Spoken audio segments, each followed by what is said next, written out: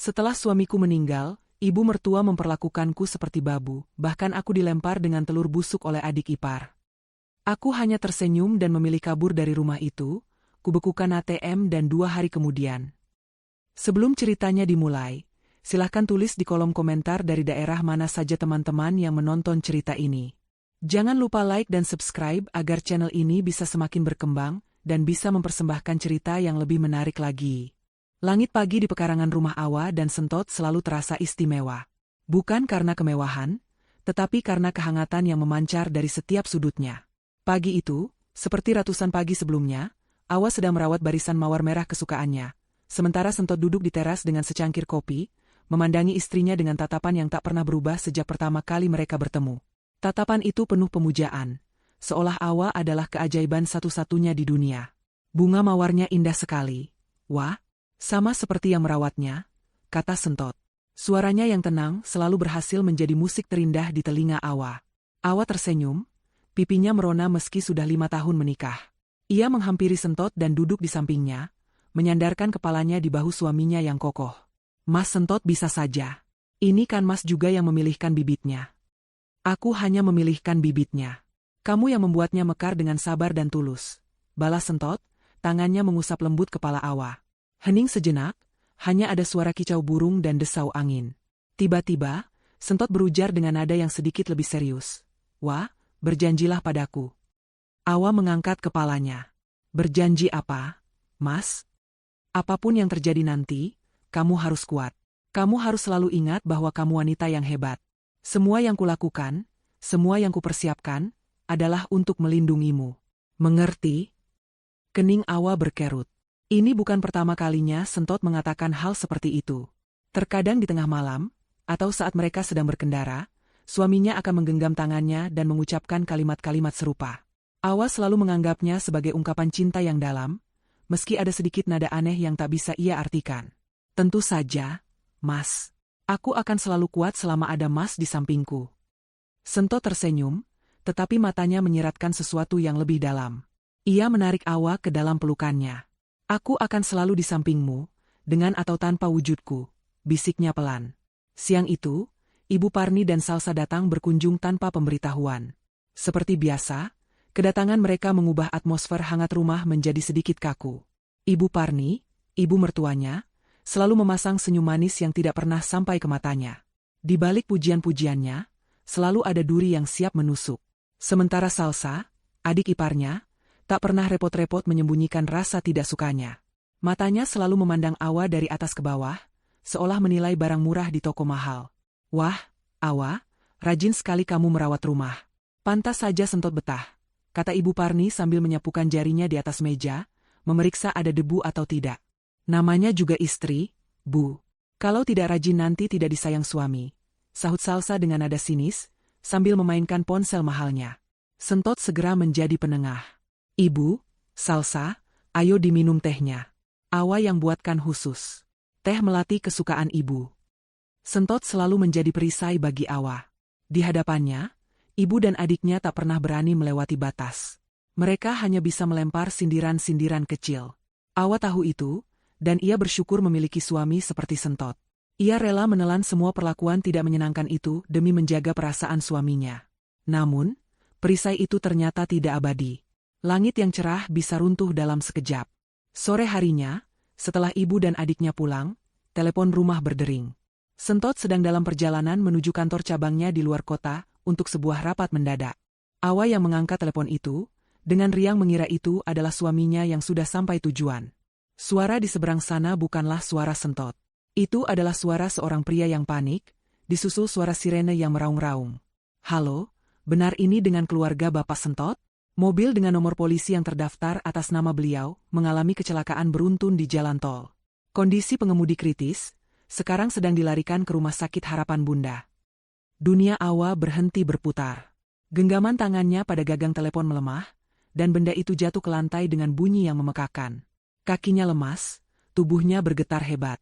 Tidak mungkin. Baru beberapa jam yang lalu suaminya memeluknya, membisikkan janji untuk selalu ada di sampingnya. Ini pasti salah. Ini mimpi buruk. Dengan sisa tenaga yang ia miliki, Awa menyambar kunci mobil dan melesat ke rumah sakit. Pikirannya kosong, hanya ada nama Sentot yang terus ia rapalkan dalam doa. Perjalanan yang seharusnya hanya 30 menit terasa seperti selamanya. Setibanya di sana, ia berlari menyusuri koridor, mengikuti arahan perawat menuju ruang gawat darurat.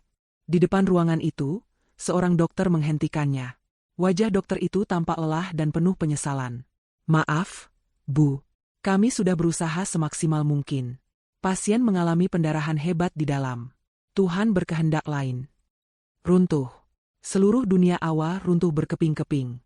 Surga kecil yang ia bangun bersama Sentot hancur lebur dalam hitungan jam. Kakinya tak lagi sanggup menopang tubuhnya. Ia jatuh berlutut, dan sebuah jeritan pilu yang menyayat hati keluar dari tenggorokannya. Perisainya telah hilang. Mataharinya telah padam. Prosesi pemakaman terasa seperti kabut. Awa berjalan seperti robot, dipapah oleh kerabat. Wajahnya pucat, matanya sembab dan kosong. Ia melihat jasad suaminya untuk terakhir kali, wajah damai yang sangat ia cintai itu kini dingin dan kaku. Ia menaburkan bunga di atas gundukan tanah merah yang kini menjadi rumah baru bagi belahan jiwanya. Air matanya sudah kering, digantikan oleh kehampaan yang begitu luas dan menakutkan. Di tengah lautan pelayat yang menunjukkan duka, Awa menangkap pemandangan aneh. Ibu Parni dan Salsa berdiri agak jauh. Ibu mertuanya memang sesekali menyeka matanya dengan tisu, tetapi Awa bisa melihat tidak ada kesedihan tulus di sana. Yang lebih membuatnya teriris adalah saat ia melihat Ibu Parni berbisik kepada Salsa, dan mata mereka berdua tidak tertuju pada makam, melainkan pada Awa, lalu berkeliling memandangi rumah dan mobil yang terparkir. Bukan tatapan duka, melainkan tatapan penuh perhitungan. Tatapan serigala yang mengincar mangsanya yang sedang sekarat. Malam itu, tahlilan pertama digelar. Rumah yang dulu penuh tawa kini dipenuhi lantunan doa dan isak tangis.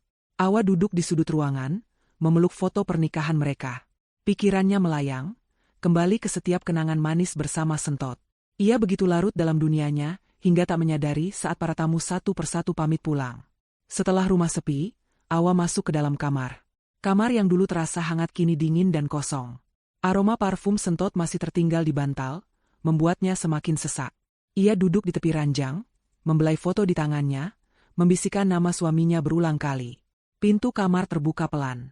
Ibu Parni masuk. Awa mendongak, berharap akan mendapatkan pelukan atau kata-kata penghiburan dari ibu yang telah melahirkan pria yang sangat ia cintai. Namun, yang ia dapatkan adalah tatapan dingin yang menusuk. Ibu Parni tidak menghampirinya. Matanya berkeliling ruangan, berhenti di meja rias tempat Awa meletakkan kotak perhiasannya. Sebagian besar adalah pemberian Sentot. Dengan langkah pelan, Ibu Parni berjalan ke meja rias itu. Tangannya terulur, mengambil kotak kayu berukir itu. Ia membukanya, melihat isinya dengan kilatan aneh di matanya. "Ini semua milik anakku, jadi ini milikku sekarang," kata Ibu Parni, suaranya datar tanpa emosi. Ia menutup kotak itu dan memegangnya erat. "Mulai sekarang, kamu harus sadar posisi. Kamu di rumah ini hanya menumpang." Awa tertegun. Jantungnya seolah berhenti berdetak. Kata-kata itu, diucapkan di hari kematian putranya, di hadapan menantunya yang sedang hancur, terasa lebih tajam dari belati. Malam itu, Awa sadar. Ia tidak hanya kehilangan suami. Ia baru saja dijebloskan ke dalam neraka. Fajar menyingsing tanpa kehangatan. Bagi Awa, pagi itu adalah pagi pertama di dunia yang berbeda. Dunia tanpa Sentot. Dunia di mana kata-kata kejam ibu mertuanya semalam masih terngiang-ngiang, menjadi gema menakutkan di dalam kepalanya yang pening karena menangis. Ia terbangun di atas sajadah, tak sadar tertidur setelah sholat subuh. Tubuhnya letih, hatinya remuk, namun ada perasaan baru yang menyusup masuk, sebuah ketakutan yang dingin dan nyata. Ia keluar dari kamar, berharap apa yang terjadi semalam hanyalah bagian dari mimpi buruknya. Namun, pemandangan di ruang makan langsung menghapus harapan itu. Ibu Parni sudah duduk di kursi utama, tempat yang biasanya diduduki Sentot. Di sampingnya, Salsa sedang asyik dengan ponselnya. Tak ada lagi sapaan pagi yang ramah. Yang ada hanya tatapan tajam dan perintah. "Awa, kenapa baru bangun? Cepat buatkan kami kopi dan siapkan sarapan. Nasi goreng saja, pakai telur mata sapi. Jangan lama," kata Ibu Parni tanpa menoleh. Nada bicaranya bukan lagi seperti kepada menantu, melainkan seperti kepada seorang pesuruh. Awa hanya bisa mengangguk pelan. Ia berjalan ke dapur dengan langkah gontai. Dapur yang dulu menjadi tempatnya bereksperimen resep baru bersama Sentot, kini terasa seperti medan perang yang akan ia hadapi sendirian. Tangannya gemetar saat menyalakan kompor. Setiap sudut rumah ini menyimpan kenangan tentang suaminya, dan kini kenangan itu dinodai oleh aura permusuhan yang pekat. Setelah sarapan siap, ia menatanya di meja makan. Saat ia hendak menarik kursi untuk duduk bersama, suara Salsa menghentikannya. Mau apa kamu? Meja ini untuk keluarga, bukan untuk Babu. Kamu makan di dapur saja sana. Mata Awa memanas. Babu? Kata itu terasa seperti tamparan. Iya, Babu. Memangnya kamu siapa lagi? Suamimu sudah tidak ada. Kamu tidak punya hak apa-apa lagi di sini, timpal Ibu Parni, sambil menyendok nasi goreng ke piringnya dengan rakus. Sudah sana, makan sisa yang di wajan itu. Masih banyak. Dengan hati yang hancur, Awa kembali ke dapur. Ia berdiri di depan wajan berisi sisa nasi goreng, namun nafsu makannya hilang seketika. Ia hanya bisa menatap nanar ke arah ruang makan, mendengar suara tawa dan obrolan ibu dan anak itu, seolah kematian Sentot sama sekali tidak membebani mereka. Ia akhirnya hanya meminum segelas air putih, menelan rasa lapar bersama dengan penghinaan yang baru saja ia terima.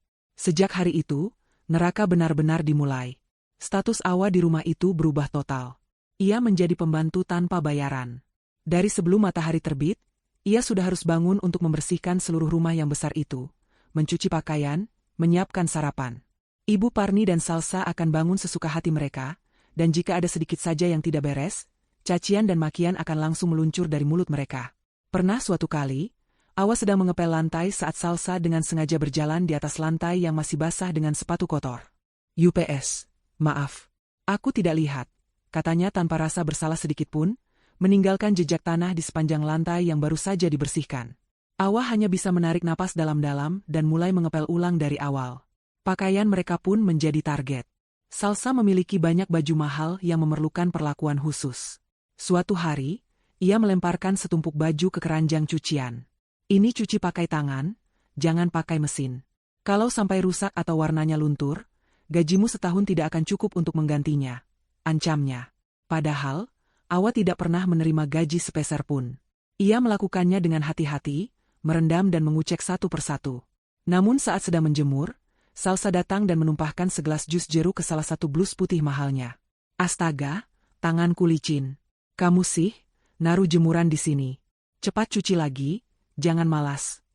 Setiap hari adalah siksaan baru. Awa semakin kurus. Lingkaran hitam di bawah matanya semakin pekat.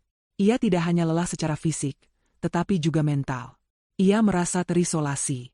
Ponselnya disita oleh Ibu Parni dengan alasan agar Awa bisa fokus, mengurus rumah, dan tidak boros pulsa. Ia tidak bisa menghubungi keluarganya sendiri yang tinggal di luar pulau. Setiap kali ada kerabat atau tetangga yang datang untuk mengucapkan belasungkawa, Ibu Parni dan Salsa akan memasang wajah sedih dan memperlakukan Awa dengan sangat baik di depan mereka. Kasihan sekali Awa ini, masih syok dia setelah ditinggal Sentot. "Makanya kami yang urus semuanya, biar dia bisa tenang," kata Ibu Parni kepada para tamu, sambil mengelus punggung Awa dengan kepura-puraan yang membuat Awa mual. Namun begitu para tamu pulang, topeng itu langsung dilepas. "Aktingmu tadi bagus juga. Wah, cukup meyakinkan," sindir Salsa sambil tertawa. Di tengah penderitaannya, Awa mencoba berpegang pada kenangan Sentot. Malam hari, saat semua orang sudah tidur, ia akan diam-diam masuk ke ruang kerja Sentot yang kini terkunci. Ia masih menyimpan kunci duplikatnya. Di sana, ia bisa menangis sepuasnya sambil memeluk kemeja suaminya yang masih tergantung rapi. Ia sering bertanya pada potret Sentot di atas meja. "Mas, apa yang harus aku lakukan? Aku tidak kuat." Ia mencoba meyakinkan dirinya sendiri untuk bersabar. Mungkin ini hanya luapan emosi mereka karena kehilangan. Mungkin setelah 40 hari, sikap mereka akan membaik. Ia harus bertahan demi menghormati keluarga suaminya. Harapan kecil itu menjadi satu-satunya pelita di dalam kegelapan hatinya. Namun, pelita itu dipadamkan dengan kejam pada suatu sore, sekitar seminggu setelah kematian Sentot. Awa sedang menyapu teras belakang, berusaha untuk tidak terlihat dan tidak terdengar. Dari ruang keluarga yang jendelanya terbuka, ia bisa mendengar Salsa sedang berbicara di telepon dengan salah satu temannya. Suaranya terdengar sangat ceria dan sombong, sama sekali tidak seperti suara orang yang sedang berduka. "Iya dong, pestaku nanti harus yang paling mewah. Kamu harus datang ya," seru Salsa. "Soal biaya? Hahaha, tenang saja. Warisan dari Kak Sentot kan banyak banget. Cukuplah buat pesta, beli mobil baru, sama liburan ke Eropa." Awa berhenti menyapu. Jantungnya berdebar kencang. Salsa tertawa lagi, lebih keras. Keluarganya si Awa? Nggak usah dipikirin. Dia itu sekarang sudah nggak punya apa-apa. Tenang saja, ATM dan semua aset atas nama Kak Sentot sudah kami pegang. Si babu itu, dia tidak akan dapat apa-apa. Dia akan segera kami usir setelah uang duka habis. Paling setelah acara 40 harian. Biar nggak dikata-katain tetangga, gitu. DG. Waktu seolah berhenti. Kata-kata Salsa itu menghantam Awa seperti palu godam. Si babu itu tidak akan dapat apa-apa. Segera kami usir. Semuanya menjadi jelas. Ini bukan duka. Ini bukan luapan emosi. Ini adalah sebuah rencana. Rencana licik dan kejam yang sudah mereka siapkan entah sejak kapan. Mereka hanya memanfaatkan kematian Sentot untuk mengambil alih segalanya dan menyingkirkannya. Kesabarannya selama ini, pengharapannya, semua terasa sia-sia dan bodoh. Ia telah ditipu mentah-mentah. Sapu di tangannya jatuh ke lantai. Tubuhnya gemetar, tapi bukan karena takut atau sedih. Kali ini berbeda. Rasa sakit yang teramat sangat itu perlahan berubah menjadi sesuatu yang lain. Sesuatu yang dingin, keras, dan tajam. Di dasar hatinya yang paling dalam, sebuah keputusan mulai terbentuk. Harapan untuk bertahan di rumah itu telah mati. Kini, yang ada hanyalah rencana untuk keluar dari neraka ini. Bukan sebagai korban yang terusir, tetapi sebagai pemenang yang akan mengambil kembali apa yang menjadi haknya. Kejernihan yang datang setelah badai emosi adalah hal yang menakutkan. Setelah mendengar percakapan Salsa di telepon, Awa tidak lagi merasakan gelombang kesedihan yang membuatnya sesak. Kesedihan itu masih ada, bersemayam di sudut hatinya sebagai duka abadi atas kepergian Sentot, namun kini ia dilapisi oleh sesuatu yang lain. Sesuatu yang dingin, keras, dan padat seperti es. Ia mengambil sapu yang tadi terjatuh, genggamannya kini terasa lebih kuat dan mantap. Ia melanjutkan menyapu halaman, setiap gerakannya menjadi lebih terukur, lebih disengaja. Ia tidak lagi bergerak seperti korban yang kebingungan, melainkan seperti seorang prajurit yang sedang memetakan medan perang dalam diam. Perubahan itu begitu halus sehingga Ibu Parni dan Salsa tidak menyadarinya. Mereka justru melihat sikap Awa yang baru sebagai tanda kemenangan mereka. Awa menjadi lebih pendiam, lebih patuh, dan tidak pernah lagi menunjukkan sorot mata terluka setiap kali mereka menghinanya. Ia mengerjakan semua perintah tanpa membantah. Bahkan terkadang ia sudah mengerjakan sesuatu sebelum diperintah. Jika disuruh membersihkan kamar mandi, ia akan membersihkannya hingga berkilau. Jika disuruh memasak, ia akan memasak hidangan yang persis seperti yang mereka minta. "Lihat, Bu." Akhirnya dia sadar juga posisinya di mana, kata Salsa dengan nada sombong suatu malam. "Sudah patah semangatnya. Baguslah, jadi tidak akan merepotkan sampai kita usir nanti." Ibu Parni tersenyum puas. Tentu saja. Wanita lemah sepertinya mana bisa bertahan. Tanpa Sentot, dia bukan apa-apa.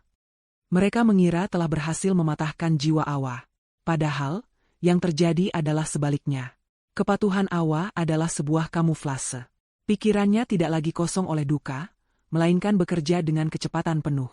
Ia menjadi pengamat yang tajam di rumahnya sendiri. Ia memperhatikan di mana Ibu Parni menyimpan kunci-kunci, jam berapa biasanya mereka pergi berbelanja atau arisan, dan di mana mereka meletakkan buku-buku tagihan dan dokumen. Setiap informasi ia simpan baik-baik di dalam benaknya. Misinya yang pertama dan terpenting saat ini adalah menemukan buku harian Sentot yang berisi kunci misterius itu. Ia ingat Sentot biasa menyimpannya di ruang kerja. Ruangan itu kini selalu dikunci oleh Ibu Parni. Kesempatan datang 3 hari kemudian. Ibu Parni dan Salsa akan pergi ke sebuah mal untuk bertemu teman arisan mereka. Ini adalah pertama kalinya Awa akan ditinggal sendirian di rumah sejak kematian Sentot. "Awa, kami pergi dulu. Jangan coba macam. Semua pintu sudah kami kunci dari luar, kecuali pintu belakang. Bersihkan semua jendela di rumah ini sampai mengilap. Kalau kami pulang masih ada debu, tahu sendiri akibatnya." Perintah Ibu Parni sebelum pergi. Jantung Awa berdebar kencang. Inilah kesempatannya. Setelah suara mobil mereka menghilang di kejauhan, Awa tidak langsung bergerak. Ia menunggu 15 menit untuk memastikan mereka benar-benar sudah jauh. Kemudian, ia bergegas menuju ruang kerja. Benar saja, pintunya terkunci. Tapi Awa tidak panik. Ia ingat pernah melihat Ibu Parni menyimpan beberapa kunci cadangan di dalam sebuah kaleng biskuit tua di atas lemari dapur. Dengan hati-hati, ia mengambil kaleng itu. Di dalamnya ada beberapa kunci. Ia mencobanya satu persatu. Pada percobaan ketiga, pintu ruang kerja itu terbuka dengan bunyi klik yang pelan. Ruangan itu masih persis seperti saat Sentot meninggalkannya. Aroma kopi dan kertas yang khas langsung menyergap indranya, membuat hatinya nyeri sejenak. Tapi ia segera menepis perasaan itu. Waktunya tidak banyak. Ia mulai mencari. Di rak buku, di laci meja, di tumpukan dokumen. Waktu terus berjalan. 10 menit, 20 menit. Buku harian itu tidak ada di tempat biasanya. Awa mulai panik. Mungkinkah sudah dibuang oleh Ibu Parni? Tepat saat ia hampir menyerah, matanya tertuju pada sebuah foto besar Sentot yang sedang tersenyum, terpajang di dinding. Sesuatu di dalam dirinya menyuruhnya untuk memeriksa bagian belakang foto itu. Dengan tangan gemetar, ia menurunkan bingkai foto yang berat itu. Dan di sana, direkatkan dengan selotip di papan belakang bingkai, ada sebuah buku harian bersampul kulit coklat. Buku harian yang ia cari. Dengan napas terengah, ia membukanya. Benar saja, di halaman tengah, tertempel sebuah kunci kecil yang bentuknya aneh. Bukan seperti kunci pintu atau laci biasa.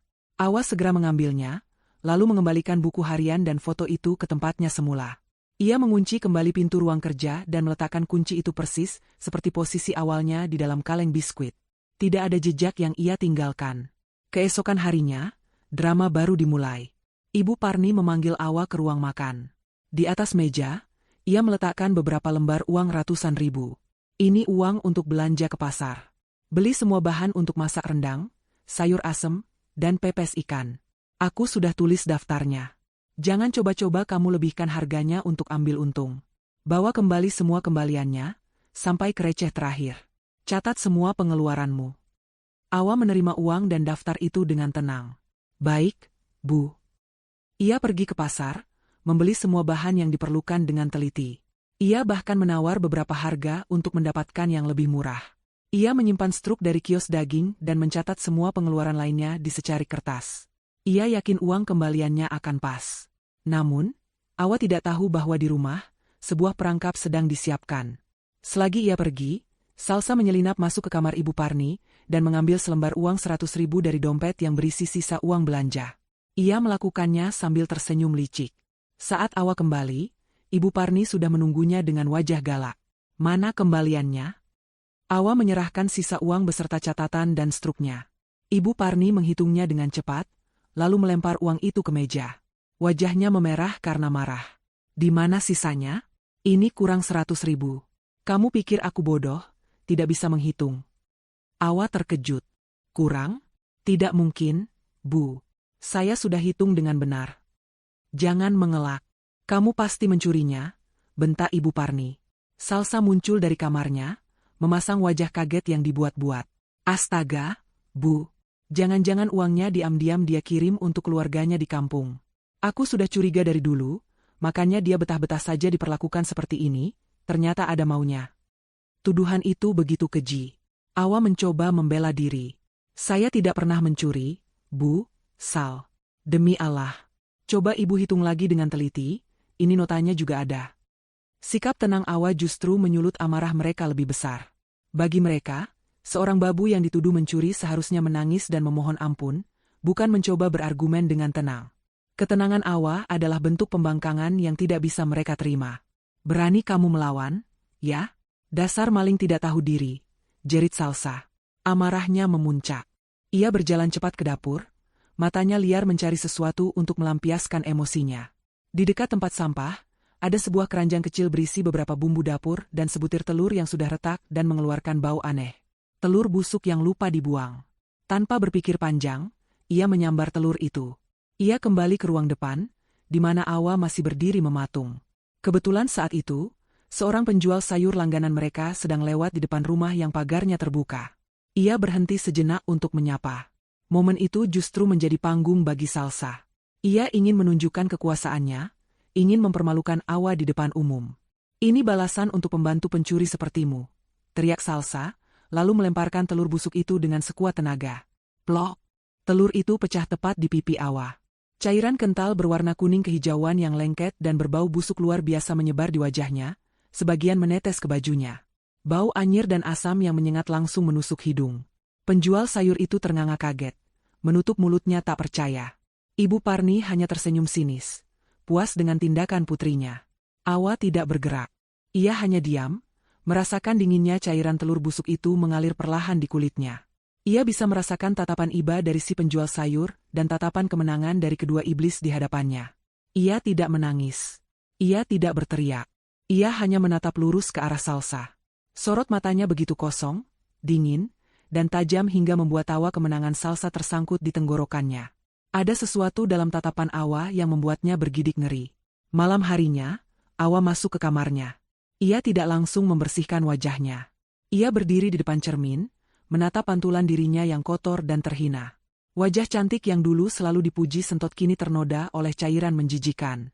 Inilah titik terendah dalam hidupnya. Titik di mana harga dirinya diinjak-injak hingga tak bersisa. Perlahan, bibirnya yang gemetar mulai membentuk sebuah senyuman. Bukan senyum kebahagiaan atau kesedihan. Itu adalah senyum dingin yang penuh dengan janji pembalasan. Penghinaan ini adalah yang terakhir. Ini adalah bahan bakar yang ia butuhkan. Ia tidak akan lagi bertahan. Ia akan melawan. Dengan langkah mantap, ia berbalik dari cermin, mengambil kunci aneh yang ia sembunyikan, dan berjalan menuju ruang kerja Sentot. Ia tidak lagi peduli jika ada yang mendengar. Rasa takutnya telah sepenuhnya menguap, digantikan oleh bara api yang membara. Hujan telur busuk hari ini tidak menghancurkannya. Sebaliknya, hujan itu telah menyirami benih perlawanan di dalam dirinya, hingga siap untuk tumbuh dan mekar.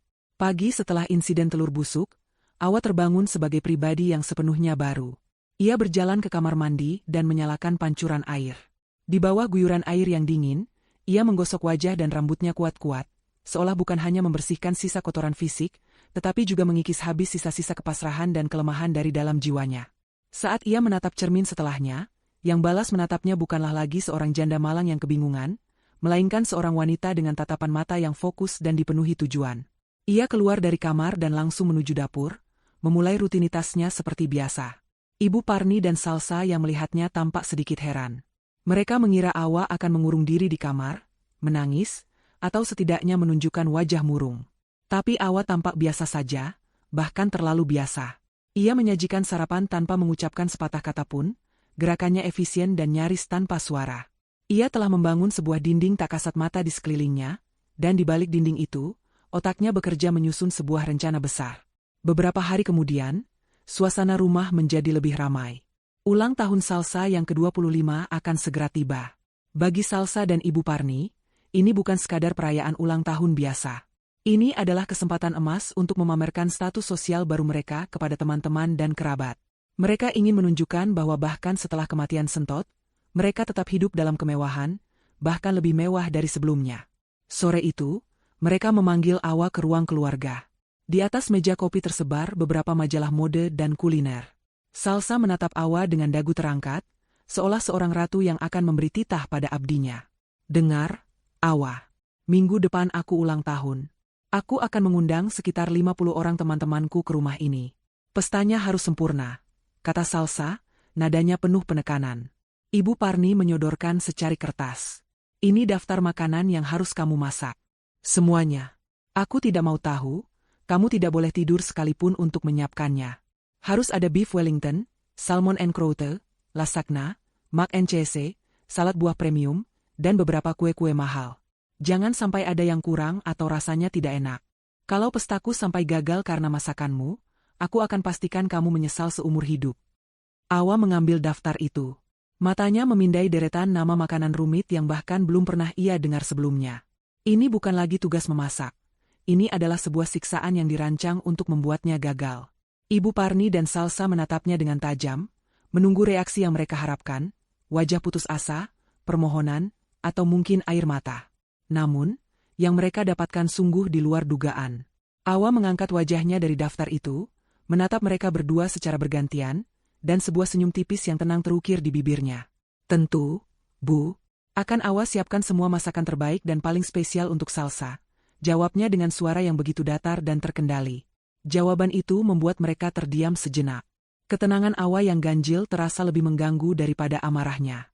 Ibu Parni menyipitkan matanya, mencoba membaca ekspresi menantunya, namun wajah Awa tak menunjukkan apa-apa selain kepatuhan yang sempurna. Salsa, yang terlalu terbuai oleh euforia pestanya, hanya menganggapnya sebagai tanda bahwa Awa akhirnya benar-benar takluk. Bagus kalau kamu sadar diri. Sana, mulai pikirkan bahan-bahannya dari sekarang. usirnya. Awa berbalik dan berjalan menuju dapur. Namun, matanya sempat melirik ke sebuah tas ransel tua milik Sentot yang tersimpan di sudut kamarnya. Sebuah rencana yang jauh lebih besar dari sekadar memasak kini mulai terbentuk sempurna di dalam kepalanya. Hari-hari berikutnya, Awa memainkan perannya dengan sangat baik. Ia meminta uang belanja dalam jumlah besar kepada Ibu Parni untuk membeli bahan-bahan mahal. Ibu Parni, yang ingin pesta anaknya sukses besar, memberikannya tanpa banyak tanya, meskipun sambil mengomel. Kesempatan ini Awa manfaatkan dengan cerdik. Saat berbelanja di pasar swalayan yang besar, ia akan membeli beberapa bahan makanan yang lebih murah namun terlihat mirip, lalu mengantongi selisih uangnya. Sedikit demi sedikit, ia mengumpulkan uang tunai. Dengan uang itulah, ia membeli sebuah ponsel murah dan kartu SIM baru dari sebuah kios kecil terpencil. Malam hari menjadi waktu Awa untuk beraksi. Saat Ibu Parni dan Salsa sudah terlelap setelah seharian sibuk memilih baju pesta, Awa akan menyelinap ke ruang kerja Sentot. Dengan kunci aneh di tangannya, ia akhirnya menemukan lubang kunci yang cocok. Bukan di laci utama, melainkan di bagian bawah meja, tersembunyi di balik panel kayu yang bisa digeser.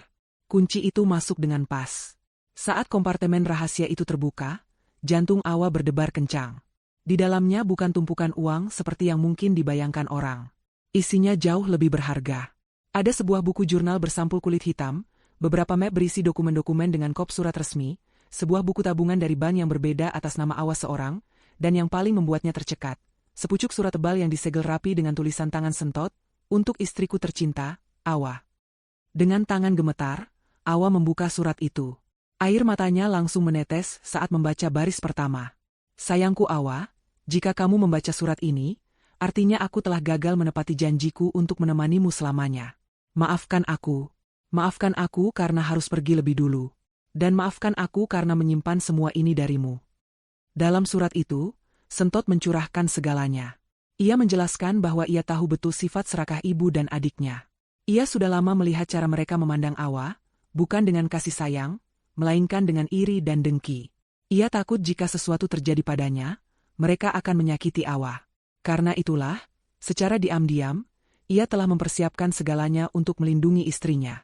Rumah yang mereka tinggali, ternyata sudah ia balik nama menjadi atas nama Awa sepenuhnya sebagai hadiah ulang tahun pernikahan mereka yang ketiga, namun akta aslinya ia simpan. Sebagian besar saham perusahaan dan seluruh tabungan investasinya juga ia kelola melalui sebuah perwalian yang penerima manfaat tunggalnya adalah Awa. Ia sengaja membiarkan rekening bersama tetap aktif dengan saldo yang cukup untuk biaya sehari-hari, agar ibu dan adiknya memiliki sesuatu untuk dikejar dan tidak langsung mengusik aset utama. Aku tahu ini berat, sayang, tapi aku tahu kamu kuat. Tulis Sentot di akhir suratnya. Di dalam jurnal hitam itu, aku sudah menuliskan semua langkah yang harus kamu ambil. Nomor telepon pengacara kepercayaanku, Pak Tirtayasa, beserta kata sandi yang harus kamu sebutkan. Semua bukti yang kamu perlukan ada di dalam map-map itu. Ambil kembali apa yang menjadi hakmu. Hiduplah dengan bahagia. Jangan biarkan mereka merenggut cahayamu. Aku akan selalu menjagamu dari sini. Aku mencintaimu, selamanya. Awa menangis dalam diam, memeluk surat itu erat-erat. Air matanya bukan lagi air mata keputusasaan, melainkan air mata cinta, rindu, dan kekuatan yang baru ditemukan. Ia tidak lagi sendirian. Sentot, bahkan setelah tiada, masih menjadi perisainya, memberinya peta dan senjata untuk memenangkan perang ini. Hari-hari menjelang pesta, Awa menjadi aktris paling hebat. Ia sibuk di dapur, mencoba resep, dan menunjukkan pada Ibu Parni dan Salsa hasil masakannya yang sengaja ia buat sedikit kurang enak. Masih perlu banyak latihan, Bu, katanya dengan wajah polos, yang membuat mereka semakin yakin bahwa Awa benar-benar bodoh dan tidak kompeten. Mereka tidak tahu, di dalam ransel tuanya, semua dokumen berharga, jurnal, dan ponsel barunya sudah tersimpan rapi. Akhirnya, hari yang ditunggu-tunggu tiba. Pagi di hari ulang tahun Salsa. Rumah sudah dihias dengan balon dan pita murahan pilihan Salsa. Ibu Parni dan Salsa masih tidur nyenyak. Kelelahan setelah semalaman membahas gaun mana yang akan mereka kenakan. Semalam, mereka memberikan Awa daftar belanjaan terakhir yang sangat panjang, dan memerintahkannya untuk pergi ke pasar paling pagi agar semua bahan segar. Pukul 5 pagi, alarm di kamar Ibu Parni berbunyi. Ia bangun dengan malas, lalu menggedor pintu kamar Awa dengan keras. Awa, cepat bangun. Sudah jam berapa ini? Cepat ke pasar. Jangan sampai ada bahan yang kurang. Hening. Tidak ada jawaban. Ibu Parni menggedor lebih keras, amarahnya mulai naik. "Awa, kamu tuli? Jangan pura-pura tidur." Karena tidak ada respons, ia mendorong pintu kamar Awa yang ternyata tidak dikunci. Matanya langsung melebar. Kamar itu kosong. Tempat tidurnya rapi sempurna, seolah tidak pernah ditiduri. Di atas bantal, tergeletak kertas daftar menu pesta yang ia berikan kemarin. Namun, di bagian bawah daftar yang panjang itu, ada tulisan tangan Awa yang rapi dan tegas. 3 kata sederhana yang terasa seperti sebuah ledakan bom di pagi buta itu. "Masak saja sendiri." Ibu Parni ternganga, tangannya gemetar karena marah. Saat itulah, ia menyadari ini bukan lagi tentang masakan. Ini adalah deklarasi perang. Di saat yang bersamaan, puluhan kilometer dari rumah itu, Awa sedang duduk di dalam bus pertama yang menuju pusat kota. Wajahnya tenang, membiarkan sinar matahari pagi yang baru terbit menyinari wajahnya. Ini bukan lagi fajar yang kelabu. Ini adalah fajar kebebasan. Perjalanan bus di pagi buta itu terasa seperti transisi antara dua dunia. Di belakang Awa, tertinggal sebuah rumah yang telah menjadi penjara nerakanya, penuh dengan kenangan pahit dan penghinaan. Di hadapannya, membentang sebuah kota yang perlahan menggeliat bangun, menjanjikan sesuatu yang belum pernah ia rasakan sebelumnya. Ketidakpastian yang dibalut dengan harapan. Ini adalah fajar kebebasan. Awa duduk di dekat jendela, membiarkan angin pagi yang sejuk menerpa wajahnya. Ia tidak merasakan euforia kemenangan, belum. Yang ia rasakan adalah ketegangan seorang prajurit sebelum pertempuran besar. Hatinya tenang, fokusnya setajam silet. Ia memeluk erat ransel tua milik Sentot di pangkuannya. Di dalam ransel itu tidak hanya ada dokumen dan pakaian, tetapi juga seluruh masa depannya. Ia teringat kembali pada detik-detik menegangkan saat ia melarikan diri beberapa jam sebelumnya. Setiap langkah di lantai kayu yang berderi terasa seperti dentuman genderang di telinganya. Ia melewati kamar Ibu Parni dan Salsa dengan napas tertahan, takut satu suara kecil saja akan membangunkan para naga yang tertidur. Saat ia berhasil membuka pintu depan dan menutupnya kembali dengan pelan di belakang punggungnya, saat itulah ia pertama kali menghirup udara kebebasan. Udara itu terasa begitu segar, begitu nyata, membersihkan paru-parunya dari atmosfer beracun yang telah ia hirup selama berminggu-minggu. Bus berhenti di terminal pusat kota. Awa turun dengan langkah mantap. Tujuannya bukan mencari tempat persembunyian, bukan pula menghubungi kerabat. Tujuan pertamanya adalah sebuah gedung pencakar langit yang menjulang gagah di kawasan bisnis. Kantor pusat Bank Swadaya Mandiri, nama bank yang tertera di buku tabungan dan jurnal peninggalan Sentot. Berdiri di depan lobi gedung yang megah itu, Awa merasakan sedikit getaran di lututnya. Dulu, ia hanya seorang istri yang dunianya adalah rumah dan kebun mawarnya. Kini, ia akan melangkah masuk ke dunia keuangan yang penuh dengan istilah rumit dan orang-orang berjas mahal. Ia merapikan blus sederhananya, menarik napas dalam-dalam, dan berjalan masuk.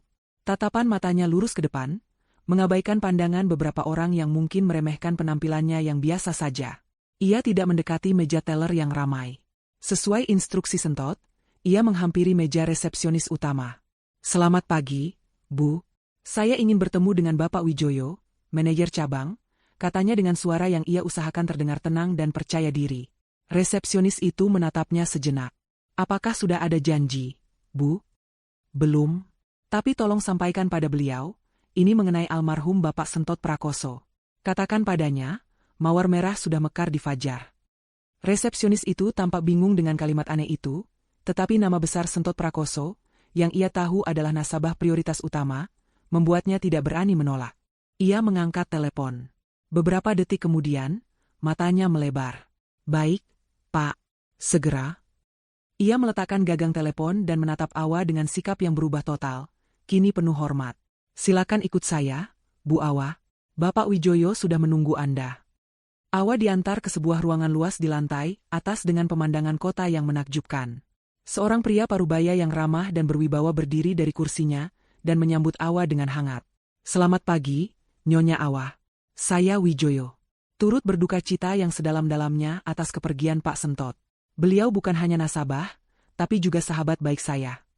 Di dalam ruangan yang aman itu, Awa akhirnya bisa merasakan ketegangannya sedikit mereda. Pak Wijoyo mempersilakannya duduk, lalu membuka sebuah berkas digital di komputernya yang dilindungi beberapa lapis kata sandi. "Pak Sentot adalah orang yang sangat visioner dan penuh persiapan," kata Pak Wijoyo. "Beliau sudah mempersiapkan ini bertahun-tahun yang lalu." Beliau berkata, "Pak Wijoyo, saya titipkan masa depan istri saya di tangan Anda. Berkas ini hanya boleh dibuka olehnya, dengan kata sandi yang hanya kami berdua yang tahu. Pak Wijoyo memutar layar komputernya ke arah Awa. Apa yang Awa lihat selanjutnya membuatnya menahan napas. Deretan angka yang begitu panjang, rincian portofolio saham di berbagai perusahaan besar, deposito, dan sebuah rekening utama atas nama Awa Larasati. Jumlahnya jauh melampaui apapun yang pernah ia bayangkan. Ia tahu Sentot adalah pengusaha sukses, tetapi ia tidak pernah menyangka suaminya telah membangun sebuah kerajaan finansial yang begitu kokoh untuknya. Air mata haru mulai menggenang di pelupuk matanya. Ini bukan tentang uangnya, ini tentang bukti cinta dan perlindungan Sentot yang begitu luar biasa. Sesuai instruksi beliau, lanjut Pak Wijoyo, semua aset ini berada di bawah perwalian yang aman dan tidak bisa diakses oleh siapapun selain Anda sebagai penerima manfaat tunggal. Lalu, apa langkah pertama yang ingin Nyonya ambil? Awa menyeka air matanya. Wajahnya kini menunjukkan tekad yang membara. Ia membuka jurnal Sentot dan membacakan instruksi pertama. Langkah pertama, saya instruksikan pihak bank untuk membekukan secara permanen rekening bersama nomor sekian atas nama Sentot Prakoso dan Parni Wiryo. Segala akses, baik melalui kartu debit, kartu kredit, maupun layanan perbankan digital, harus diblokir efektif per detik ini juga. Pak Wijoyo tersenyum. Perintah diterima dan akan segera dilaksanakan. Ia mengetik beberapa perintah di komputernya. Sudah selesai, Nyonya. Rekening itu sekarang tidak bisa diakses. Awa merasakan gelombang kelegaan yang luar biasa. Langkah pertama pembalasannya telah berhasil. Selanjutnya, saya ingin mengaktifkan rekening pribadi saya dan meminta kartu debit baru. Tentu saja. Akan kami siapkan kartu instan untuk Anda sekarang juga, jawab Pak Wijoyo. Dan yang terakhir, kata Awa, nadanya semakin mantap, saya minta tolong untuk dihubungkan dengan pengacara keluarga, Bapak Tirtayasa. Pak Wijoyo langsung menyambungkan telepon di mejanya ke sebuah nomor. Setelah tersambung, ia menyerahkan gagang telepon itu pada Awa. Halo, Tirtayasa di sini, terdengar suara berat dan berwibawa dari seberang. Selamat pagi, Pak Tirtayasa. Saya Awa Larasati, istri almarhum Bapak Sentot Prakoso. Hening sejenak. Nyonya Awa. Saya sudah menunggu telepon Anda. Saya turut berduka cita. Apa yang bisa saya bantu? Sesuai amanat dari almarhum suami saya ingin meminta jasa Bapak untuk membacakan surat wasiat di kediaman kami, lusa pagi. Tentu saja, Nyonya, tim kami akan siap. Segala dokumen yang diperlukan sudah ada pada kami, sesuai instruksi Pak Sentot sejak lama. Setelah menutup telepon, Awa merasa beban berat di pundaknya terangkat. Roda-roda keadilan telah mulai berputar. Ia meninggalkan gedung bank itu bukan lagi sebagai wanita lusuh yang melarikan diri, tetapi sebagai seorang arsitek dari takdirnya sendiri. Langkah pertamanya adalah menuju sebuah butik sederhana. Ia membeli beberapa setel pakaian yang pantas, celana kain, blus yang rapi, dan sebuah blazer. Saat ia berganti pakaian di kamar pas, ia menata pantulan dirinya. Pakaian itu bukan hanya menutupi tubuhnya, tetapi juga memberinya lapisan pelindung, sebuah seragam untuk pertempuran yang akan datang. Dengan kartu debit barunya, ia menyewa sebuah kamar di hotel yang bersih dan aman. Tidak mewah, tetapi memberinya privasi dan ketenangan yang sangat ia butuhkan. Untuk pertama kalinya dalam berminggu-minggu, ia sendirian di sebuah ruangan tanpa rasa takut. Ia bisa bernapas lega. Malam itu, di dalam kamar hotelnya, ia mengeluarkan semua dokumen dari ransel tua Sentot dan menatanya di atas tempat tidur. Akta rumah, surat saham, jurnal, dan surat cinta dari suaminya. Ia membaca ulang surat itu, membiarkan setiap kata dari Sentot meresap ke dalam jiwanya, memberinya kekuatan. Tiba-tiba, ponsel barunya bergetar. Sebuah pesan masuk dari nomor yang tidak ia kenal. Jantungnya berdebar sesaat sebelum ia membukanya. Nyonya Awa, perkenalkan, saya Tirtayasa. Tim kami sudah siap. Almarhum Bapak Sentot juga meninggalkan satu instruksi terakhir untuk kami laksanakan pada hari pembacaan wasiat. Sebuah paket kejutan untuk Nona Salsa. Semua sudah kami siapkan. Sampai jumpa lusa. Sebuah senyum perlahan terkembang di bibir Awa. Senyum yang dingin, tajam, dan penuh antisipasi. Sentot benar-benar telah memikirkan segalanya, bahkan hingga detail terkecil dari sebuah karma yang manis. Permainan ini akan menjadi jauh lebih menarik dari yang ia bayangkan. Sementara Awa sedang menyusun kembali kepingan hidupnya di pusat kota, di rumah peninggalan Sentot, api neraka baru saja tersulut. Ibu Parni berdiri kaku di ambang pintu kamar Awa yang kosong, tangannya gemetar memegang kertas berisi 3 kata yang menusuk. Masak saja sendiri. Udara pagi yang sejuk tiba-tiba terasa panas membakar. Salsa keluar dari kamarnya dengan wajah ceria, mengenakan gaun sutra baru yang ia siapkan khusus untuk hari ulang tahunnya. Rambutnya ditata sempurna, riasannya tanpa celah. Ia siap menjadi ratu sehari. "Ibu, kenapa teriak-teriak pagi-pagi? Berisik sekali, nanti riasanku luntur," keluhnya manja. Ibu Parni berbalik dengan gerakan patah-patah. Wajahnya pucat pasi menahan amarah. Tanpa berkata apa-apa, ia menyodorkan kertas itu ke depan wajah Salsa. "Lihat ini, baca." Salsa mengambil kertas itu, keningnya berkerut. Matanya memindai daftar menu yang panjang, lalu berhenti di tulisan tangan di bagian bawah. Wajahnya berubah dari bingung, menjadi tidak percaya, lalu seketika memerah padam. "Apa-apaan ini? Beraninya dia? Di mana perempuan sialan itu?" "Pergi." "Dia kabur," desis Ibu Parni, suaranya serak. "Kamarnya kosong. Pakaiannya juga tidak ada." "Kurang ajar." Salsa menjerit histeris. Ia meremas kertas itu hingga menjadi bola kusut dan melemparkannya ke lantai. Gaun indahnya, riasan cantiknya, semua terasa sia-sia. Pesta impiannya kini terancam hancur berantakan. Dia sengaja melakukan ini untuk merusak hariku. "Ibu, kita harus bagaimana? Tamu akan datang sebentar lagi." Awalnya, mereka masih berpikir Awa hanya menggertak. Mungkin ia hanya bersembunyi di suatu tempat di sekitar rumah untuk memberi mereka pelajaran. Mereka dengan panik mencari ke seluruh sudut rumah, dari gudang hingga ke taman belakang, sambil terus meneriakkan nama Awa dengan makian. Tentu saja, hasilnya nihil. Ponsel lama Awa yang mereka sita pun mati total. Kenyataan pahit itu akhirnya meresap. Awa benar-benar telah pergi, dan ia telah meninggalkan mereka dengan sebuah bom waktu. "Sudah, jangan menangis," bentak Ibu Parni, mencoba mengambil alih kendali meskipun ia sendiri panik setengah mati. Reputasinya di depan teman-teman arisannya dipertaruhkan hari ini. "Kita tunjukkan padanya kalau kita tidak butuh dia. Cepat, ganti bajumu dengan yang lebih santai. Kita pesan catering paling mewah sekarang juga. Aku mau semua orang lihat kita tetap bisa menggelar pesta termegah tanpa babu itu." Dengan napas terengah-engah, mereka duduk di depan laptop. Jari-jari Salsa menari dengan panik di atas keyboard, mencari layanan catering darurat. Mereka menemukan satu yang bersedia, sebuah restoran hotel bintang 5 yang menawarkan paket pesta instan, tentu dengan harga yang mencekik leher. Tak ada pilihan lain. "Pesan saja yang paling mahal," seru Ibu Parni. "Pakai paket platinum." Salsa dengan cepat mengisi formulir pemesanan.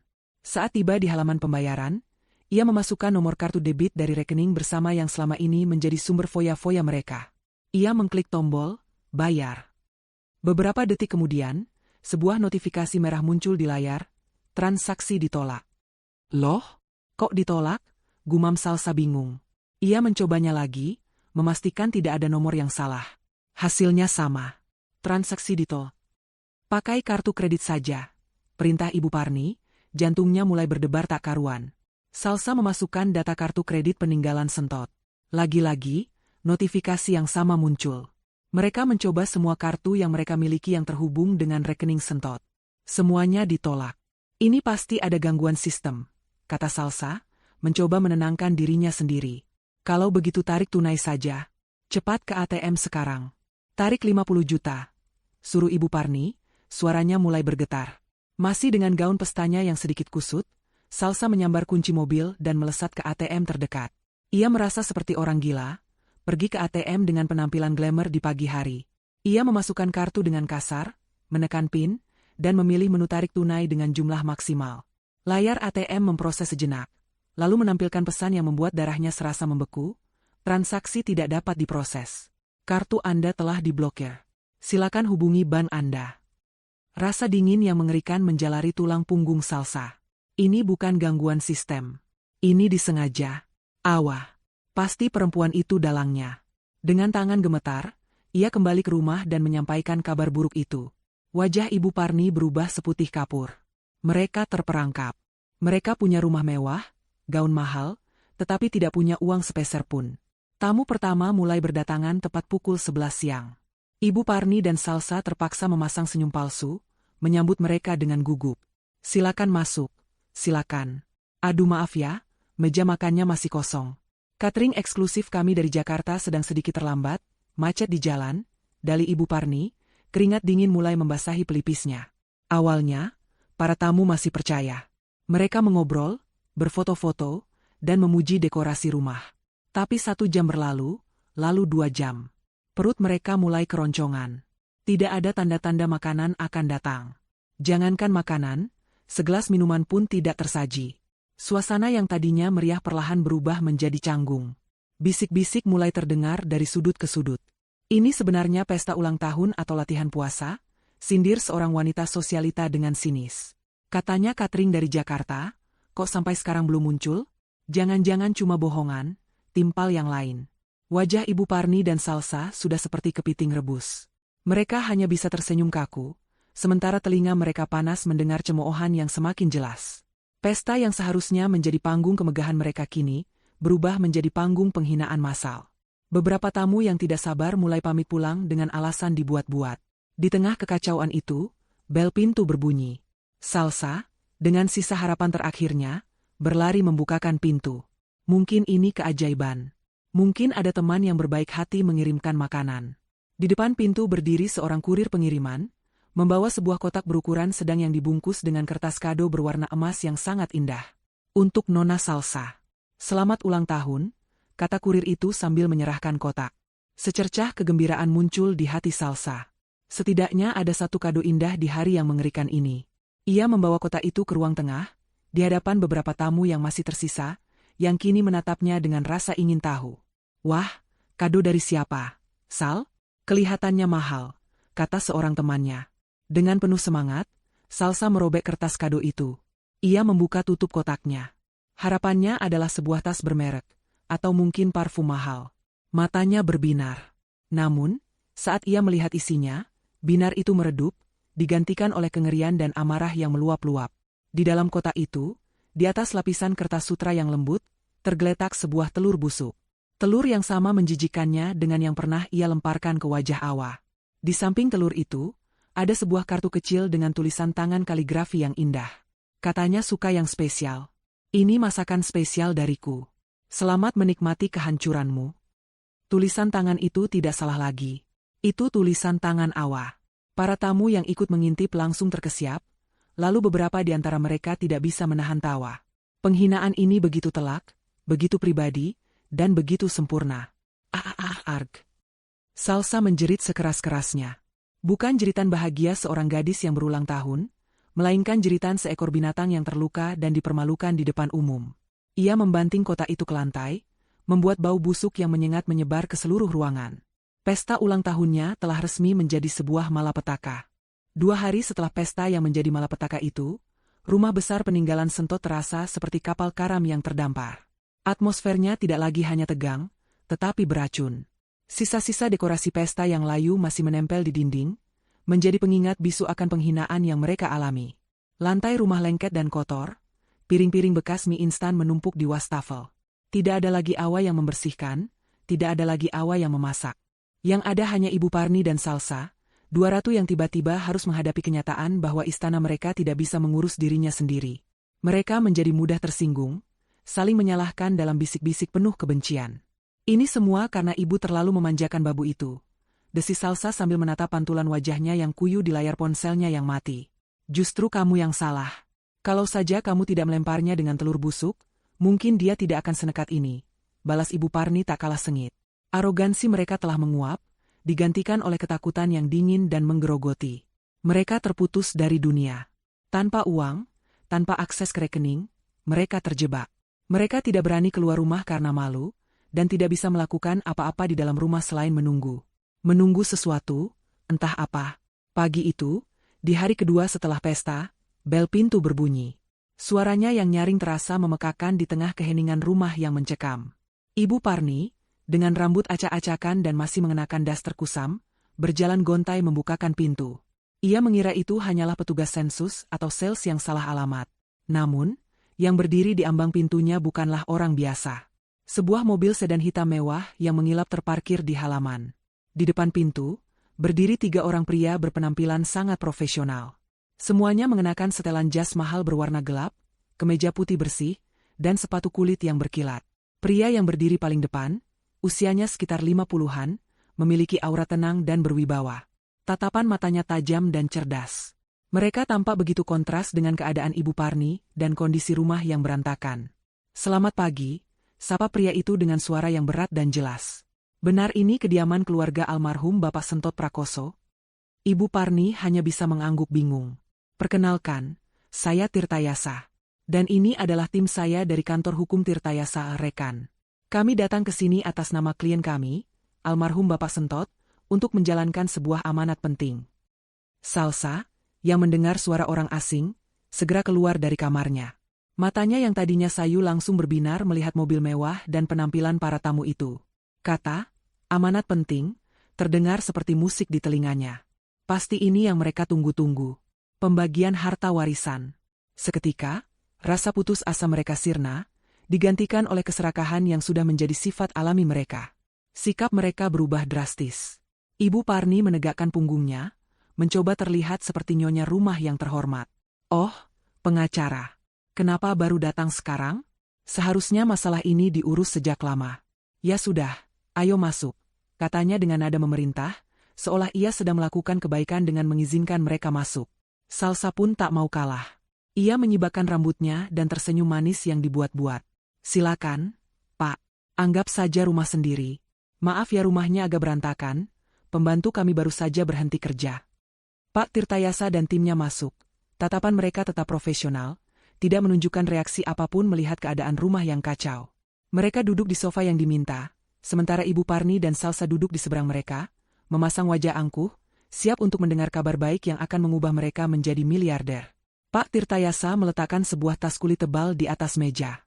"Sebelum kita mulai, ada satu syarat mutlak yang harus dipenuhi sesuai dengan instruksi yang ditulis langsung oleh almarhum. Pembacaan surat wasiat ini hanya bisa dilakukan jika semua nama ahli waris yang tercantum di dalamnya hadir di ruangan ini." "Tentu saja kami hadir. Saya ibunya, dan ini adiknya," kata Ibu Parni tidak sabar. Pak Tirtayasa menggeleng pelan. "Ada satu nama lagi yang tercantum sebagai penerima utama. Nyonya Awa Larasati harus hadir." Nama itu seperti ledakan granat. Wajah Ibu Parni dan Salsa langsung berubah menjadi masam. "Awa?" pekik Salsa, suaranya melengking. "Untuk apa perempuan tidak tahu terima kasih itu harus ada di sini? Dia sudah kabur dari rumah ini. Dia tidak punya hak apa-apa lagi." "Benar," timpal Ibu Parni, emosinya terpancing. "Dia sudah pergi atas kemauannya sendiri. Itu artinya dia sudah melepaskan semua haknya sebagai istri. Jadi bacakan saja bagian untuk kami berdua. Kami adalah keluarga kandungnya, darah dagingnya." Pak Tirtayasa tetap tenang menghadapi ledakan emosi itu. Ia tidak berdebat. Ia hanya menatap kedua wanita di hadapannya dengan pandangan yang sulit diartikan. "Peraturannya sudah jelas, Bu. Tanpa kehadiran Nyonya Awa, dokumen ini tidak bisa saya buka. Kalau begitu pulang saja sana. Kami tidak butuh perempuan sialan itu," bentak Salsa, berdiri dari kursinya. Pak Tirtayasa tidak bergerak. Ia hanya memberi isyarat anggukan kecil kepada salah satu asistennya. Asisten muda itu segera mengeluarkan ponselnya dan menelepon seseorang. "Kami sudah di dalam. Anda bisa masuk sekarang." Beberapa detik kemudian, terdengar suara mesin mobil yang halus. Mobil hitam yang tadi terparkir di luar kini bergerak masuk dengan mulus ke halaman rumah, berhenti tepat di depan pintu utama yang masih terbuka lebar. Jantung Ibu Parni dan Salsa berdebar kencang, firasat buruk mulai menyelimuti mereka. Pintu belakang mobil itu terbuka, dan Awa melangkah keluar. Dunia seolah berhenti berputar bagi Ibu Parni dan Salsa. Mulut mereka ternganga, mata mereka membelalak tak percaya. Wanita yang keluar dari mobil mewah itu adalah Awa, tetapi sekaligus bukan Awa yang mereka kenal. Bukan lagi si babu dekil dengan baju daster dan rambut kusam yang bisa mereka hina sesuka hati. Awa yang ini mengenakan sebuah blazer berwarna krem yang pas di badan, dipadu dengan celana kain hitam dan sepatu hak rendah yang elegan. Rambutnya yang panjang digelung rapi ke belakang, memperlihatkan lehernya yang jenjang. Wajahnya dirias tipis, menonjolkan kecantikan alaminya yang selama ini tertutup oleh kesedihan dan kelelahan. Tapi yang paling mengejutkan adalah auranya. Ia berdiri tegak, tatapan matanya lurus ke depan, tenang, dan penuh dengan kepercayaan diri yang tak tergoyahkan. Ia tidak lagi terlihat seperti mangsa, ia terlihat seperti seorang ratu yang datang untuk merebut kembali tahtanya. Didampingi oleh asisten pengacara yang membukakan pintu untuknya, Awa berjalan melewati Ibu Parni dan Salsa yang masih mematung di ambang pintu. Ia bahkan tidak melirik mereka sedikitpun, seolah mereka hanyalah pilar tak bernyawa. Ia melangkah masuk ke dalam rumahnya, Matanya memindai sejenak kondisi ruangan yang berantakan dengan ekspresi sedikit kecewa. Lalu, ia berbalik menghadap tim pengacara yang sudah berdiri untuk menyambutnya. Suaranya terdengar jelas, tenang, dan berwibawa, memenuhi seluruh ruangan. "Selamat pagi, Pak Tirtayasa. Terima kasih sudah datang tepat waktu. Silakan duduk kembali. Mari kita mulai." Ibu Parni dan Salsa hanya bisa menatap nanar.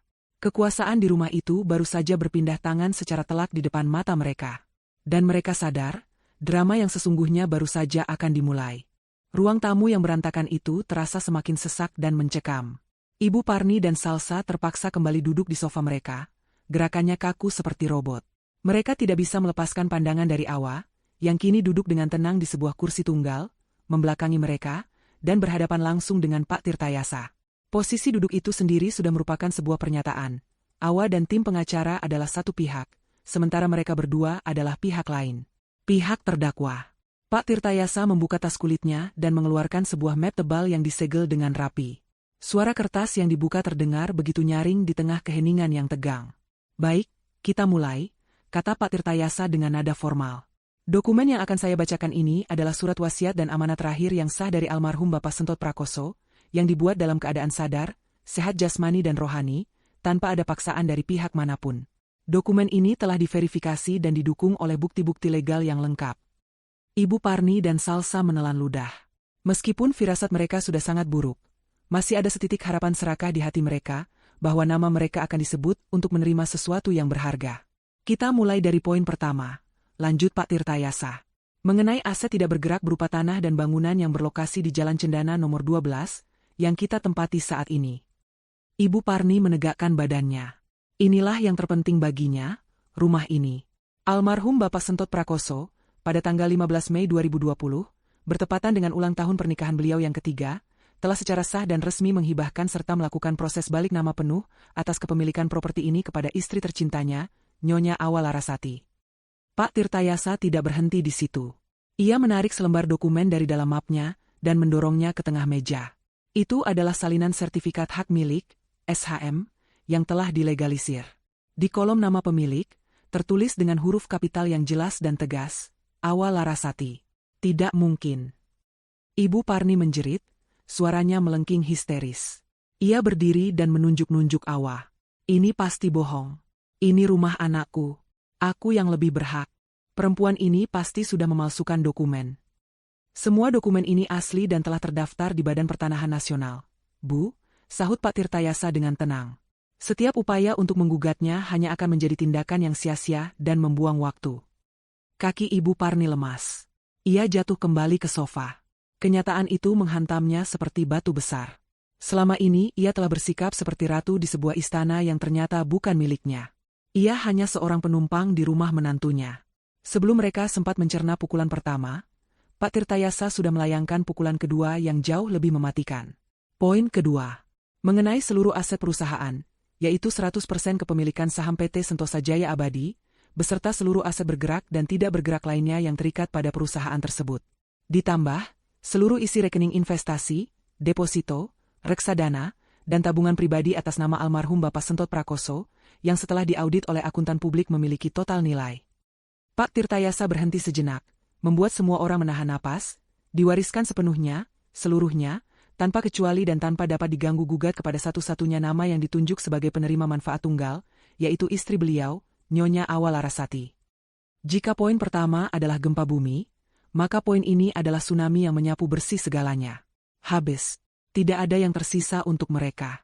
Perusahaan, sumber dari semua kemewahan yang mereka nikmati, uang yang mereka hambur-hamburkan, semuanya kini milik Awa. "Ini tidak adil," raung Salsa, air matanya mulai mengalir deras bercampur dengan amarah. "Pasti perempuan ini sudah mencuci otak Mas Sentot. Dia pasti pakai guna-guna. Mas Sentot tidak mungkin setega ini pada ibu dan adiknya sendiri." Pak Tirtayasa menatap Salsa dengan dingin. Almarhum sudah menduga akan ada tuduhan seperti ini. Oleh karena itu, beliau meninggalkan sesuatu untuk memperjelas alasan di balik keputusannya. Asisten Pak Tirtayasa maju ke depan, meletakkan sebuah laptop di atas meja dan membukanya. Ia mengklik sebuah file video. Layar laptop itu menampilkan rekaman dari sudut tersembunyi di ruang tamu. Rekaman itu menunjukkan kejadian beberapa hari yang lalu dengan sangat jelas. Di sana ada adegan Salsa yang dengan angkuh memerintah Awa, disusul dengan Ibu Parni yang mendorong Awa saat membersihkan rumah. Puncaknya adalah rekaman audio yang sangat jernih dari percakapan telepon Salsa, di mana ia dengan bangga menyebut Awa, si babu itu, dan merencanakan untuk mengusirnya setelah hartanya terkuras. Wajah Ibu Parni dan Salsa berubah pucat seperti mayat. Suara mereka sendiri, kejahatan mereka sendiri, kini diputar ulang menjadi bukti yang tak terbantahkan. Mereka tertangkap basah, dipermalukan di depan tim pengacara dan di depan Awa. Mereka tidak bisa lagi bersembunyi di balik topeng duka dan kepalsuan.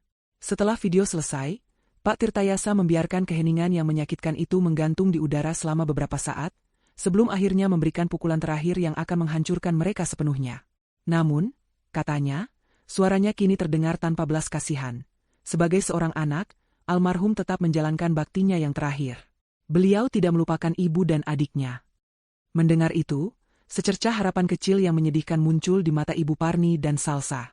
Mungkin masih ada sedikit sisa uang untuk mereka. Mungkin sebuah rumah kecil. Sesuatu untuk bertahan hidup. Poin ketiga, lanjut Pak Tirtayasa. Untuk ibunda tercinta, Parni Wiryo, dan adinda tersayang, Salsa Anjani, almarhum Bapak Sentot Prakoso mewariskan. Ia berhenti, menatap lurus ke arah mereka. Seluruh sisa utang pinjaman usaha atas nama pribadi beliau yang masih berjalan dan belum lunas, dengan total nilai per hari ini sebesar Rp500.320.000. Harapan itu hancur berkeping-keping. Bukan hanya tidak mendapatkan apa-apa, mereka justru mendapatkan warisan utang 500 miliar. Napas Ibu Parni tercekat di tenggorokannya. Dan sebagai tambahan, kata Pak Tirtayasa, seolah belum selesai menyiksa mereka, untuk memastikan ibu dan adiknya memiliki tempat tinggal dan modal untuk memulai hidup baru yang mandiri, almarhum juga telah membayarkan uang sewa selama 1 tahun penuh untuk sebuah rumah kontrakan sederhana di Desa Sukatani, beserta sebuah modal usaha. Ia mengeluarkan 1 dokumen terakhir. Itu adalah akta kepemilikan sebidang tanah. Modal usaha tersebut adalah sebidang kebun singkong seluas 0,5 hektar yang terletak persis di belakang rumah kontrakan itu. Dengan satu syarat yang tidak bisa diganggu-gugat. Kebun itu harus dikelola dan dirawat secara pribadi oleh Ibu Parni dan Nona Salsa. Aset tersebut tidak boleh dijual, disewakan, atau dipindah tangankan kepada pihak lain selama jangka waktu 10 tahun. Jika syarat ini dilanggar, maka aset tanah tersebut akan secara otomatis dihibahkan kepada panti asuhan terdekat. Selesai. Itulah karma yang sempurna. 2 wanita sombong yang seumur hidupnya memandang rendah pekerjaan kasar, yang hanya tahu berfoya-foya dan memerintah, kini dihukum untuk tinggal di desa, dibebani utang, dan dipaksa menjadi petani singkong dengan tangan mereka sendiri. Pak Tirtayasa menutup mapnya. Misinya telah selesai. Ibu Parni dan Salsa hanya bisa duduk membeku, mata mereka kosong, menatap ke depan tanpa melihat apa-apa. Realita mereka, dunia mereka, baru saja dihancurkan dan dibangun kembali menjadi sebuah neraka yang mereka ciptakan sendiri. Keheningan yang mengikuti kata-kata terakhir Pak Tirtayasa lebih memekakan daripada jeritan manapun. Di dalam keheningan itu, dunia Ibu Parni dan Salsa hancur berkeping-keping, menimpa mereka dengan reruntuhan takdir yang begitu kejam dan tak terhindarkan. Wajah mereka kosong, napas mereka dangkal. Kebun singkong. Utang 0,5 miliar. Rumah kontrakan di desa. Kata-kata itu berputar-putar di benak mereka seperti racun, membunuh setiap sel keangkuhan yang tersisa. Ibu Parni adalah yang pertama tersadar dari kelumpuhan itu. Matanya yang tadinya kosong kini menyala dengan api kebencian terakhir. Ia melompat berdiri, jarinya menunjuk lurus ke arah Awa yang masih duduk tenang. Ini semua jebakan, teriaknya, suaranya serak dan pecah. Kamu sudah merencanakan ini semua? Kamu meracuni pikiran anakku sebelum dia meninggal. Kamu penyihir. Kamu yang seharusnya mati. Ia mencoba menerjang maju, tetapi kesadarannya yang baru pulih belum sepenuhnya terhubung dengan kakinya yang masih lemas. Ia hanya terhuyung beberapa langkah sebelum Salsa meledak. Berbeda dengan ibunya yang menyerang dengan kata-kata, amarah Salsa langsung berubah menjadi kekerasan fisik yang buta. Aku akan membunuhmu, perempuan sialan, raungnya seperti binatang buas yang terluka. Dengan kekuatan yang datang dari puncak keputusasaan, ia melesat dari sofa, menerjang ke arah Awa dengan kuku-kuku teracung, siap untuk mencakar dan merobek. Namun, ia tidak pernah sampai. Awa bahkan tidak sempat berkedip.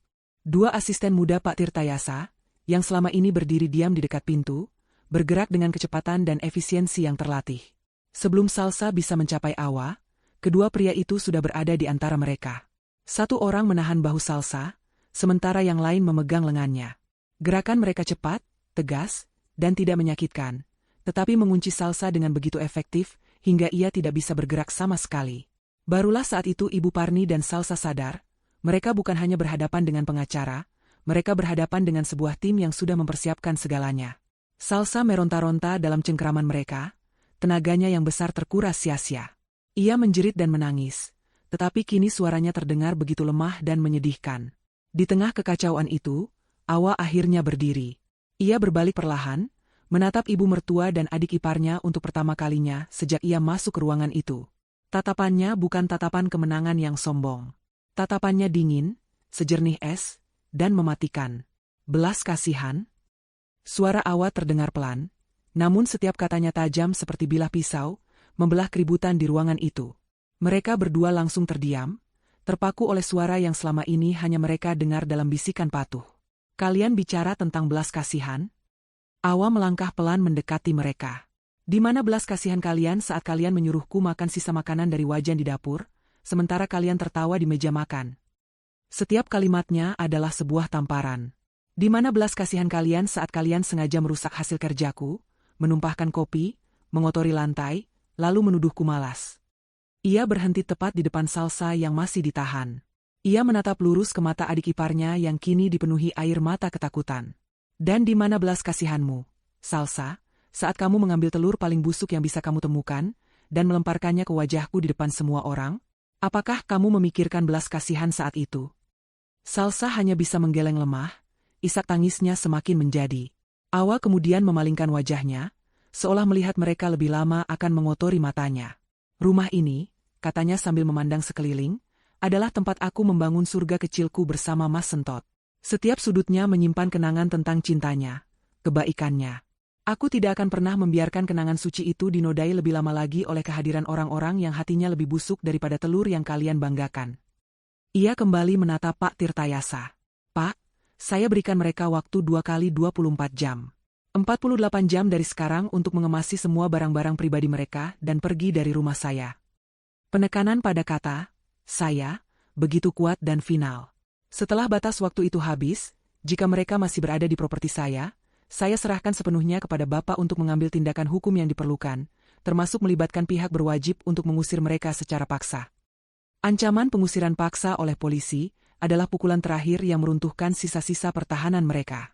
Seketika, amarah mereka lenyap, digantikan oleh kepanikan dan ketakutan yang paling mendasar. Mereka akhirnya sadar bahwa permainan telah benar-benar berakhir. Awa jangan, nak jangan usir kami. Ibu Parni adalah yang pertama ambruk. Ia jatuh berlutut di lantai, merangkak dan mencoba memegang kaki Awa. Ibu mohon ampun, Awa, ibu salah. Ibu hilaf. Melihat ibunya bersujud, Salsa pun ikut luruh ke lantai saat cengkeraman para penjaga sedikit mengendur. Ia menangis meraung-raung, tidak lagi dengan amarah, tetapi dengan permohonan yang begitu hina. Kak Awa, maafkan Salsa, jangan buang kami. Kak, kami mau tinggal di mana? Kami mau makan apa? Maafkan kami, Kak. Mereka yang dulu begitu angkuh, yang memanggilnya, Babu, kini bersujud di kakinya, memanggilnya, Nak, dan, Kak, memohon sisa remah belas kasihan. Itu adalah pemandangan yang menyedihkan, sebuah potret sempurna dari keangkuhan yang telah dihancurkan hingga menjadi debu. Awa menatap mereka yang bersujud di bawahnya. Tidak ada rasa iba di hatinya. Tidak juga ada rasa puas. Yang ada hanyalah perasaan hampa. Mereka sudah tidak berarti apa-apa lagi baginya. Tanpa mengucapkan sepatah kata pun lagi, ia berbalik. Urusan saya di sini sudah selesai, Pak Tirtayasa, katanya kepada pengacara. Saya akan menunggu kabar dari Anda di hotel. Ia berjalan lurus menuju pintu keluar, tidak pernah menoleh ke belakang. Ia meninggalkan mereka yang masih menangis dan memohon di lantai, di bawah pengawasan tim pengacara. Ia tidak perlu melihat kehancuran mereka lebih lama. Kemenangan sejatinya bukanlah dengan melihat mereka menderita, tetapi dengan melangkah pergi untuk memulai hidupnya sendiri. Keesokan harinya, sebuah truk pikap tua berhenti di depan rumah megah itu. Pemandangan itu menarik perhatian seluruh tetangga. Ibu Parni dan Salsa, dengan wajah bengkak dan pakaian kusam, mulai mengangkut barang-barang mereka keluar dari rumah. Bukan perabotan mewah atau barang elektronik canggih. Sesuai instruksi pengacara, mereka hanya boleh membawa pakaian dan barang-barang pribadi mereka. Kota-kota kardus usang itu tampak begitu kontras dengan kemegahan rumah yang mereka tinggalkan. Para tetangga mulai berkumpul dari kejauhan. Ada si penjual sayur yang menjadi saksi insiden telur busuk. Ada ibu-ibu yang dulu sering mendengar teriakan Ibu Parni pada Awa. Mereka tidak datang untuk membantu. Mereka datang untuk menonton. Mereka berbisik-bisik, beberapa bahkan tidak bisa menyembunyikan senyum puas di wajah mereka. Keadilan ilahi sedang dipertontonkan secara langsung di depan mata mereka.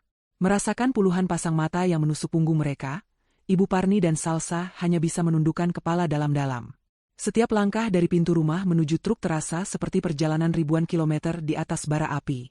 Ini adalah arak-arakan penghinaan mereka. Karma atas perbuatan mereka kini dibayar lunas, di depan umum, sama seperti yang pernah mereka lakukan pada Awa. Saat pintu truk ditutup dan mesinnya dinyalakan, Ibu Parni menatap rumah itu untuk terakhir kalinya. Rumah yang seharusnya menjadi miliknya, kini terasa begitu asing dan jauh. Truk itu kemudian berjalan pelan, membawa mereka pergi dari surga yang telah mereka bakar sendiri, menuju takdir baru mereka sebagai petani singkong yang terlilit utang. 6 bulan berlalu. Waktu telah menjadi hakim yang adil, memberikan ganjaran yang setimpal bagi setiap perbuatan. Di sebuah desa terpencil bernama Sukatani, matahari bersinar begitu terik, memanggang tanah kering dan membuatnya retak-retak. Di sebuah rumah kontrakan kecil yang pengap, pertengkaran sudah menjadi alunan musik sehari-hari. Aku tidak mau ke kebun. Lihat tanganku. Kukuku patah semua. Jerit Salsa sambil mengipasi wajahnya yang kotor oleh debu. Kalau kamu tidak ke kebun, kita mau makan apa? Balas Ibu Parni tak kalah keras. Suaranya parau karena kelelahan. Utang kita semakin menumpuk. Pemilik warung sudah menagih terus. Kehidupan mereka adalah sebuah neraka yang nyata. Kebun singkong yang seharusnya menjadi modal usaha kini terbengkalai, hanya ditumbuhi ilalang. Mereka tidak punya keahlian, tidak punya kemauan, dan yang terpenting, tidak punya lagi keangkuhan untuk memerintah orang lain. Para petani lokal hanya menertawakan mereka. 2 wanita kota yang sombong itu telah menjadi bahan lelucon di seluruh desa. Kemewahan masa lalu kini hanya menjadi kenangan pahit yang menyiksa. Setiap kali mereka harus merebus singkong hasil memungut dari kebun yang gagal untuk mengganjal perut. Sementara itu, di belahan dunia yang lain, di pusat kota yang gemerlap, fajar yang sesungguhnya telah menyingsing untuk Awa. Ia kini bukan lagi penghuni rumah megah, melainkan pemiliknya. Bukan lagi sekadar istri pengusaha, melainkan pemimpin perusahaan itu sendiri. Papan nama di depan gedung kantor yang megah kini telah berganti. Di bawah nama PT Sentosa Jaya Abadi, tertulis sebuah nama baru, Sentosa Larasati Legacy Group. Di dalam ruang rapat direksi, Awa berdiri di depan para manajer senior. Ia tidak lagi memakai blazer krem sederhana, melainkan setelan kerja berwarna biru tua yang memancarkan wibawa. Ia mempresentasikan rencana ekspansi perusahaan dengan percaya diri, data dan angka mengalir lancar dari mulutnya. Para karyawan, yang awalnya skeptis, kini menatapnya dengan penuh rasa hormat. Awa tidak hanya mempertahankan perusahaan peninggalan suaminya, ia membuatnya berkembang pesat dengan menerapkan prinsip-prinsip bisnis yang etis dan manusiawi, sesuatu yang tidak pernah dipedulikan oleh ibu mertua dan adik iparnya. Namun, kesuksesan Awa tidak berhenti di situ. Ia tahu bahwa kekayaan yang ia miliki akan sia-sia jika hanya dinikmati sendiri. Rasa sakit masa lalunya telah mengukir sebuah tujuan baru di dalam hatinya. Sore itu, ia meresmikan sebuah bangunan baru yang asri dan nyaman. Di depan gedung itu, terpasang sebuah spanduk besar, Yayasan Pelita Awa Sentosa, rumah aman untuk wanita tangguh. Ini adalah yayasan yang ia dirikan dengan dana pribadinya, sebuah rumah singgah sekaligus pusat pemberdayaan bagi para wanita, terutama janda, yang mengalami kekerasan dan penindasan.